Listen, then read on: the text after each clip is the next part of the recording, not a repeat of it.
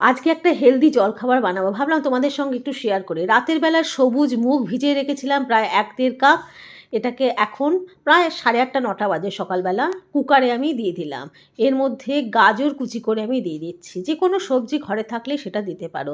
তো আমার কাছে গাজর ছিল, গাজর দিলাম। 2টো কাঁচা লঙ্কা কুচি দিচ্ছি, কাঁচা লঙ্কা নিজেদের আন্দাজ মতো দিও। আর একটু আদা দিচ্ছি, কুচি করেও দিতে পারো, গ্রেট করেও দিতে পারো।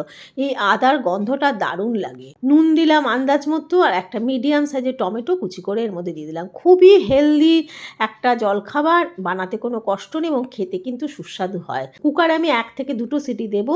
তারপরে এই দেখো আমার ডালটা সেদ্ধ হয়ে গেছে।